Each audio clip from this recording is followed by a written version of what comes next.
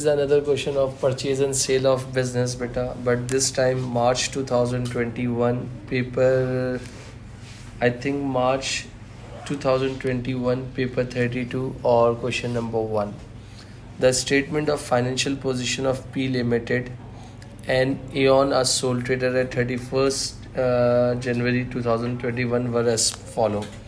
यानी अगर मैं बात कर रहा हूँ यहाँ पर P लिमिटेड है और एऑन जो है सोल ट्रेडर है, सही है। P लिमिटेड का मतलब क्या हो गया, ऑलरेडी लिमिटेड कंपनी है, और दूसरा कौन है, एऑन जो है सोल ट्रेडर बिजनेस कर रहा है।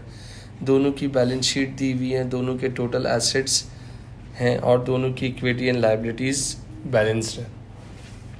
और हमने जो प्रीवियस क्वेश्चन किया था उसमें था कि soul trader is converted into limited company, यानी एक सोल ट्रेडर जो है बिक रहा था और एक बंदा परचेज कर रहा था। तो यहाँ पर भी हमने कुछ questions partnership is converted into limited companies के किए।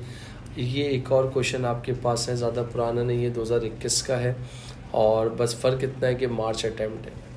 इसकी जो रिक्वायरमेंट है बस यही रिक्वायरमेंट है, इसको पढ़ते हैं और समझने की कोशिश करते हैं। P limited acquire the business of Aon. What is mean by acquire? Acquire means कि परचेज कर रहे हो। उसके बाद कब किया है? 31 जनवरी को किया है। It acquire all the assets and liability of Aeon except cash at bank. सारी चीज़ें आपने उसकी एक्वायर कर ली हैं, ख़रीद ली हैं, एक्सेप्ट कैश और बैंक को छोड़ के। The value of the asset and liability of Aeon was agreed as follow, यानी आपने जो एसेट एंड लाइबिलिटी था ना, जो उनकी अपनी वैल्यू थी उसको कंसीडर नहीं किया हमने। जब आपने बिज़नेस परचेज कर रहे हैं तो ये एसेट्स कुछ इन वैल्यूज़ पे हमने उसको किया था कि property and plant and equipment would be 25% above net book value. मुझे ये बता सकते हो प्रॉपर्टी प्लांट एंड एऑन की 244,000 थी, तो 244,000 का अगर मैं आपसे कहता हूँ, सुनिएगा, 244,000 का, एक मिनट रुकिएगा, 244,000 का 125%, एक मिनट मेरा बच्चा, कितना? 305,000। क्या एग्री करते हो?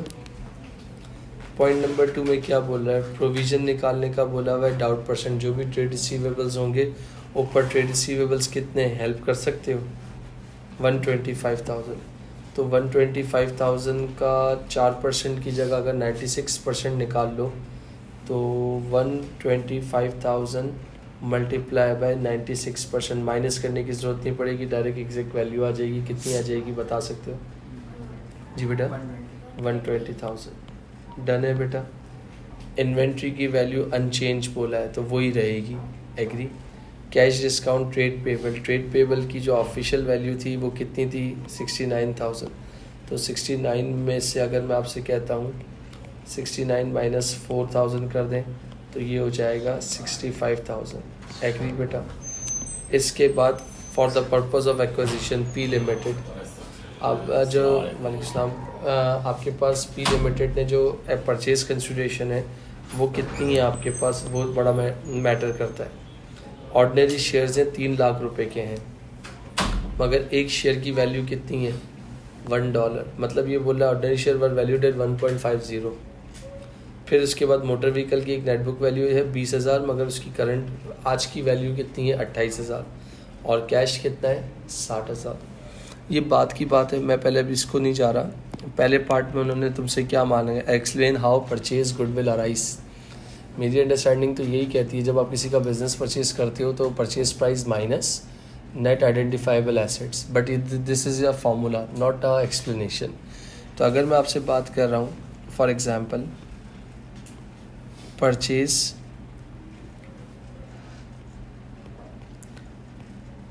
Goodwill occurs when a business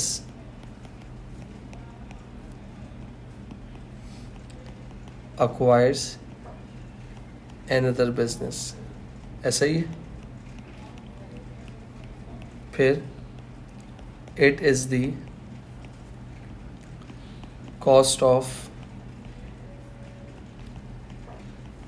acquisition in excess of the fair value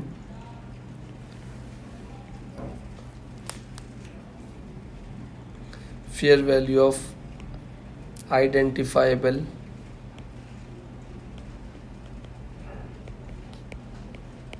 net assets of the acquired business। ऐसा ही होता है। तो वो आपकी परचेज गुडविल होती है। अगर थोड़ा सा और अच्छा करना चाहते हो तो आप इस एक अंडरस्टैंडिंग के तौर पे goodwill equal to purchase price minus net identifiable assets. बच्चों को ये बात नहीं समझ में आती तो मैं कहता हूँ भाई तुम लोग ये कर लो, total assets minus current liability, क्योंकि 4 मार्क की वर्किंग थी। डन हो गया। इसके बाद पार्ट 2 मुझे नहीं आ रहा, तुम लोग हेल्प करोगे? पार्ट 2 में कोई हेल्प करोगे? Calculate the amount of consideration payable by P limited to Aeon. P limited Aeon को किस तरीके से पे करेगा? परचेज कंसिडरेशन की वैल्यू ही नहीं दी हुई, परचेज कंसिडरेशन की वैल्यू ही नहीं दी हुई। जी दोस्तों, कर सकते हो हेल्प मेरी? जो भी कहानी है वो इससे रिलेटेड है। दिस ऐसा ही है। तो अगर मैं तुमसे कहता हूँ, यहाँ सुनना, ऑर्डिनरी शेयर कैपिटल कितना था?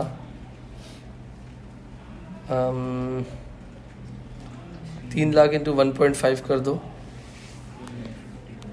जी बेटा, यानी 3 लाख शेयर्स हैं इंटू 1.50, तो आप कितना कह रहे हो बेटा?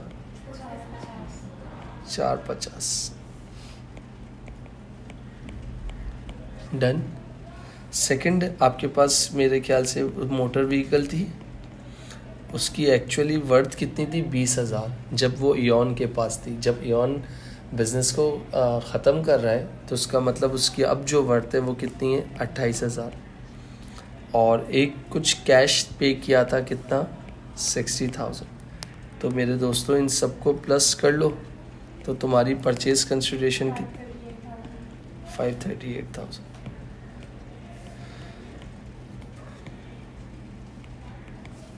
538,000, 4 और 2 6 मार्क्स हो गए। अच्छा, बिजनेस कहीं सेल नहीं हुआ ना अभी तक, क्योंकि यहाँ पर क्या था? परचेज की बात हो रही है। तो ये क्या बनाना है? कहीं रियलाइजेशन नहीं, कहीं बैंक अकाउंट नहीं, कहीं कैपिटल अकाउंट नहीं, सिर्फ मुझे अपडेटेड क्या बनानी है? SOFE बनानी है। एग्री करते हो? तो अगर मैं इसकी SOFE की बात करता हूँ तो सबसे पहले इसकी SOFE स्टार्ट कहाँ से होगी, जिसमें मुझे तुम लोगों की थोड़ी सी हेल्प चाहिए। मैंने कहा भाई एसेट्स की हेडिंग डाल दो, सही है। डेप्रिसिएशन नहीं है तो मैंने कहा I can use 2 columns. Non current asset की डाल दो, बट मेरे पास जगह कम है तो इसलिए मैंने इस तरीके से लिखा है। मैं फिर एक हेडिंग डाल रहा हूँ, किसकी? इनटेंजिबल की डाल रहा हूँ। और इनटेंजिबल में मेरी अंडरस्टैंडिंग कहती है क्या आता है? गुडविल आती है, जो कि मुझे निकालनी पड़ेगी। फिर मैंने हेडिंग डाल दी किसकी बेटा? टेंजिबल की। टेंजिबल में क्या चीज़ आ गई? Property, plant and equipment. Done. तो मुझे थोड़ी सी, अगर तुम लोग थोड़ी सी हेल्प कर सकते हो, थोड़ी सी मेरी बात सुन सकते हो। मैंने कहा मेरी परचेज कंसिडरेशन कितनी थी, मुझे बता सकते हो? मैं गुडविल की वर्किंग कर रहा हूँ, सही है। कितनी है बेटा? एक रुकिएगा, 538,000, ऐसा ही है। तो और यहाँ पर देखना पी लिमिटेड जो है, पी लिमिटेड अक्वायर कर रहा है ना, पी लिमिटेड अक्वायर कर रहा है, तो आपके पास कितना था? जो मेरे पास अभी जो वैल्यू थी वो कितनी थी? 3,05,000 थी जो ईऑन का था। सही है, सही है।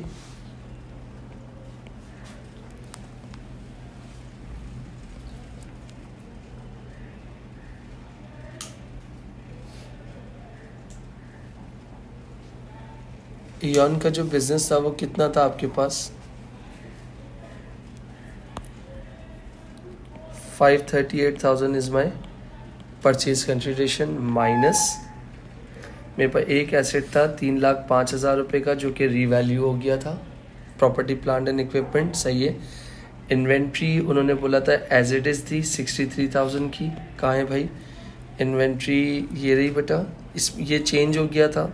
इन्वेंट्री कितनी थी? 63। ट्रेड रिसीवेबल्स भी मेरे ख्याल से चेंज हुए थे, 125 से कितने हो गए थे बेटा? 120 हो गए थे। ऐसा ही है। और इसके बाद आप लोग आ जाओ, और ट्रेड पेबल कितने थे भाई? वो भी चेंज हुए थे, 65,000 हो गए थे। ऐसा ही है। तो मुझे पहले ये ब्रैकेट सॉल्व करके बता दो ना। 538,000 माइनस यानी नेट आइडेंटिफाइबल एसेट्स की वैल्यू कितनी आ रही है? मेरे ख्याल से 423 आ रही होगी कुछ। 3,05,000 plus 63 plus 305 plus 63 plus 120 minus 65।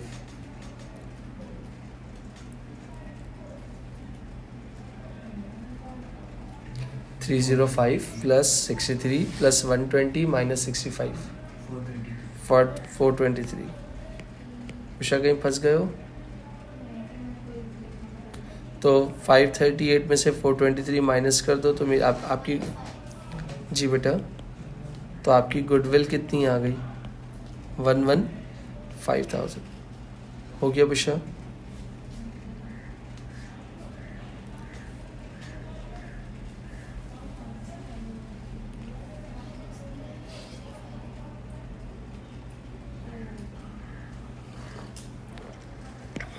$105,000 यही आ गई तुम्हारी, सॉरी 115,000। ये तुम्हारी क्या हो गई? गुडविल हो गई। अगर मैं गुडविल के बाद तुम लोगों से बात करता हूँ, नॉन करंट एसेट पे आ जाओ। तो प्रॉपर्टी प्लांट एंड इक्विपमेंट, सही है। उसकी ईऑन के पास अपना कितना एसेट मौजूद था? 935 का मौजूद था। उसने किसका लिया है? 3,05,000 वाला एक एसेट ले लिया। डन।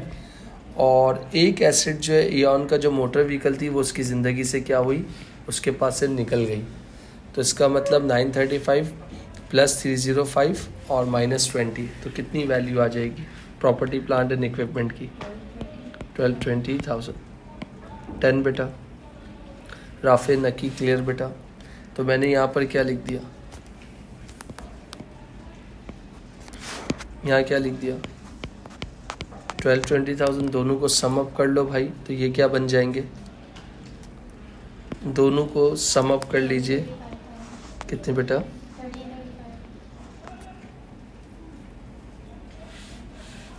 एक मिनट रुकिएगा, करंट एसेट में शायद लिखा नहीं है मैंने। इन दोनों का सिर्फ टोटल करिए, कितना आ रहा है? 35,000। इसके बाद जी बेटा, इसके बाद मैंने हेडिंग डाल दी करंट एसेट। आप शॉर्ट फॉर्म नहीं लिखोगे। करंट एसेट में क्या चीज़ आती है? इन्वेंट्री। तो भाई एऑन की इन्वेंट्री कितनी थी? ऑलरेडी उसके पास थी 195 थी, और प्लस उसकी कितनी थी इन्वेंट्री? 63 अनचेंज बोला था, तो 195 प्लस 63 कर दो, कितना हो गया? 258,000। डन हो गया भाई। अच्छा, फिर आते हैं ट्रेड रिसीवेबल। शॉर्ट फॉर्म लिख रहा हूँ, आप नहीं लिखोगे। तो ट्रेड रिसीवेबल्स थे 3,12,000 प्लस चेंजिंग हुई थी 125 से 120 हो गए थे, तो कितना हो गया? 432। अच्छा भाई, कैश एंड कैश इक्विवेलेंट की अगर बात कर रहा हूँ, तो उसके पास कितना कैश पड़ा हुआ था? ईऑन के पास, पी लिमिटेड के पास अपना कितना कैश था? 213 था। मगर अगर देखा जाए ईऑन का 213 था, तो 213 में से उसने 60,000 रुपये बिजनेस को परचेज करने के लिए पे किया था। एक में रुकिएगा प्लीज़ बेटा। 213 में से अपने पास जल्दी से 60,000 माइनस करो। 213 माइनस 60, तो इसका मतलब क्या हो गया, क्योंकि उसके पास कितना था, 213 था, सही है, ओके। और जिसमें से उसने पॉइंट नंबर 3 में जाके पढ़ लो, परचेज कंसिडरेशन में 60,000 रुपये पे किए थे। तो 213 में से अगर मैं 60 निकाल देता हूँ तो कितना बच गया इसके पास अब हाजिर में, 153। सर आप इयॉन का कैश को क्यों नहीं कंसीडर कर रहे, क्योंकि उन्होंने मना किया था कि एक्सेप्ट जितनी भी चीज़ें हैं एसेट लाइबिलिटी सब हम टेक ओवर करेंगे, सिर्फ एक्सेप्ट किसको छोड़ देंगे भाई, कैश को छोड़ देंगे। डन मेरे बच्चों। तो इन सब को प्लस कर दो, थोड़ी सी हेल्प चाहिए कैलकुलेशन में, तो कितना हो जाएगा तुम सबके पास, 258 प्लस 432 प्लस 153, जी बेटा 843। दोनों को टोटल अप कर लो तो कितना हो जाएगा भाई, जी बेटा, एक मिनट बेटा। टोटल एसेट्स आप कह रही हो कितना, 2178,000। जी भाई यहाँ तक क्लियर, कोई मुश्किल। इसके बाद क्या हेडिंग आती है, इक्विटी एंड लाइबिलिटीज़। तो इक्विटी एंड लाइबिलिटीज़ की हेडिंग डालने के बाद आपके पास क्या हेडिंग डाल दोगी दोबारा, इक्विटी। इक्विटी में क्या चीज़ आ गई बेटा, शेयर कैपिटल, सही है। शेयर कैपिटल की अगर बात कर रहा हूँ तो कितने पड़े हुए थे, 12 लाख थे, तब सुनिएगा प्लीज़, और 3 लाख और आ गए, 12 और 3 कितना हो गया, 1500 हो गया। एग्री करते हो, हाँ। फिर उसके बाद मैंने यहाँ पर देखना भाई रिज़र्व, अच्छा जब आपके पास, जब आप बिज़नेस परचेज़ करते हो तो प्रीमियम को और कैपिटल को अलग अलग दिखाना होता है। अच्छा इसके पास ऑलरेडी प्रीमियम कितना पड़ा, सॉरी प्रीमियम पी लिमिटेड के पास अपना कुछ भी नहीं पड़ा था, तो हमारे पास प्रीमियम कितना आया होगा कि देखिएगा 3 लाख शेयर्स थे, तो 3 लाख को मल्टीप्लाई किया होगा 1.40 से, जो 4.5 लाख बनता है, मगर पार वैल्यू $1 थी, तो 3 लाख इंटू 1 क्या होगा, तो 3 लाख, और 3 लाख इंटू 0.5 कर दो तो प्रीमियम कितना आ जाएगा, बता सकते हो, जी बेटा, ज़बरदस्त बेटा। क्या ये बात रिपीट करने की ज़रूरत है किसी को, मैंने सिर्फ सिंपल वर्किंग कर रहा हूँ, 1.5 लाख शेयर्स हैं इंटू 0.5 कर रहा हूँ बेटा, ताकि कोई मसला ना हो। तो ये कितना आ गया होगा, जी बेटा, जी मेरे बच्चे 3 लाख हैं, सॉरी 3 लाख शेयर्स। डन, लो बाबा क्लियर बेटा, नकीर आफे क्लियर। और इसके बाद जो है यहाँ देख लीजिएगा, इसको वर्किंग भी बता रहा हूँ, 3 लाख ये थे, 3 लाख इंटू 1 किया होगा तो 3 लाख कैपिटल में, 3 लाख इंटू 0.5 किया होगा तो जब इन दोनों को सम अप किया होगा 1.5 के हवाले से तो कितना हो गया होगा 450, मगर इसको सेपरेट लिखना ज़रूरी है। शेयर प्रीमियम के बाद क्या था भाई, जनरल रिजर्व्स। जनरल रिजर्व्स किसके थे भाई, 90,000 थे, सिर्फ और सिर्फ उसके थे, पी लिमिटेड के थे, लिख दिए। जनरल रिजर्व्स के बाद क्या थी भाई, रिटेन अर्निंग्स। तो रिटेन अर्निंग्स में क्या करूँगा वो भी बड़ी इंपॉर्टेंट है। रिटेन अर्निंग्स कितनी थी, 169 थी, सही है। तो 169 मेरी रिटेन अर्निंग थी, बट मेरा प्रॉफिट कितना आया था, कुछ था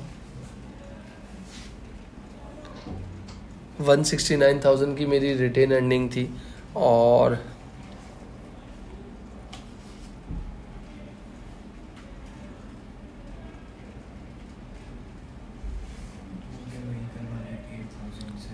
नहीं रुकिएगा 1 मिनट, ये देखिएगा, जो बच्चों का दिमाग उधर तक पहुंचेगा भी नहीं, ये देखिएगा, रियलाइजेशन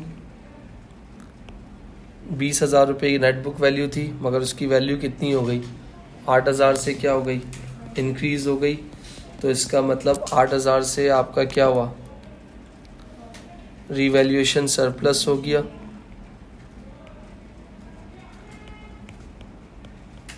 और गेन से जो है आपका कैपिटल क्या होता है, इंक्रीज होता है, तो आपकी अर्निंग्स भी इंक्रीज हो गई।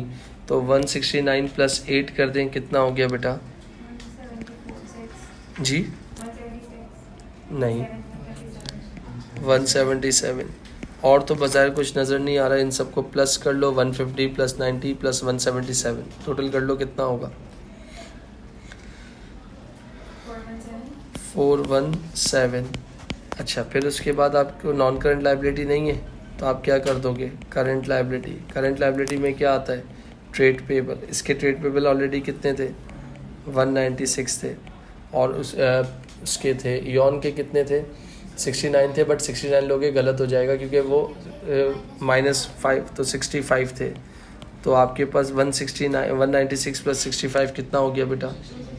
261। इन तीनों को प्लस कर लो, चेक करो कि आपकी SOFP मैच होती है। जी बेटा। जी बेटा। Total equity and liabilities 2178,000। अच्छा बेटा, नेक्स्ट पार्ट 13 मार्क की ये पूरी SOFP बनानी थी, डन है बेटा। इसके बाद नेक्स्ट पार्ट ये है, कुछ आपके पास मेरे ख्याल से 6 मार्क्स का ये कुछ पार्ट है।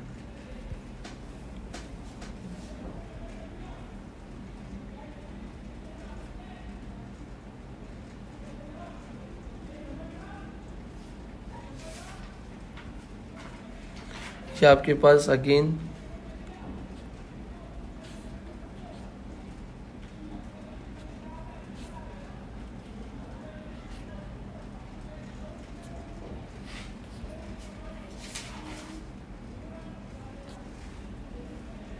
छः मार्क्स का ये पार्ट है। वो क्या बोला है? The director consider that acquiring Aeon business can bring future economic benefits to P Limited. Explain how acquiring Eon business can bring the benefit of P Limited. Explain करना है, क्या लिखोगे? 6 मार्क्स के पॉइंट से। अगर मैं इसकी बात कर रहा हूँ, यहाँ देख लेना, future economic benefits are potentially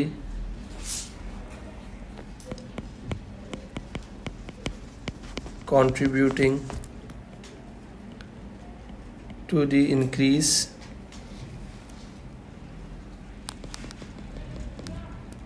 net increase in cash flow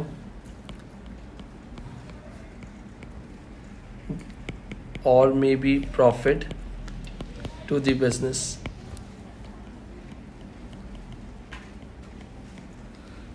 जिससे आप क्या चीज़ अचीव कर सकते हो? आपका रेवेन्यू इंक्रीज हो सकता है,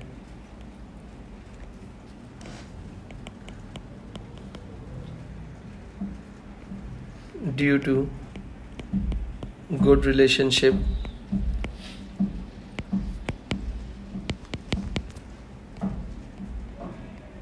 कस्टमर या फिर लोकेलिटी या फिर well known business name of Aeon. आप ऐसे तो किसी का बिजनेस परचेज नहीं करते ना, जब ज़ाहिर सी बात से, और लेस चांस ऑफ कंपटीशन भी हो सकता है, सिनर्जी भी क्रिएट कर सकते हैं आप। फिर उसके बाद एक और पॉइंट आप लिख सकते हो, क्या? Reducing the operating cost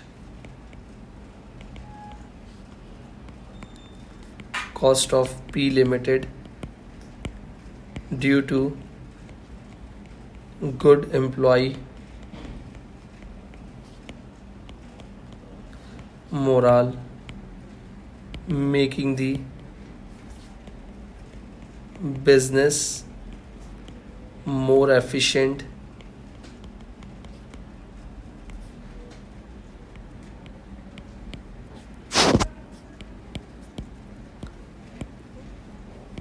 good relationship with suppliers of Eon, और आप क्या कर सकते हो, एक मार्केट में सिनर्जी इफेक्ट क्रिएट कर सकते हो, एक्सेट्रा। डन बेटा, ये पूरा एक कंप्लीट क्वेश्चन था आपके पास।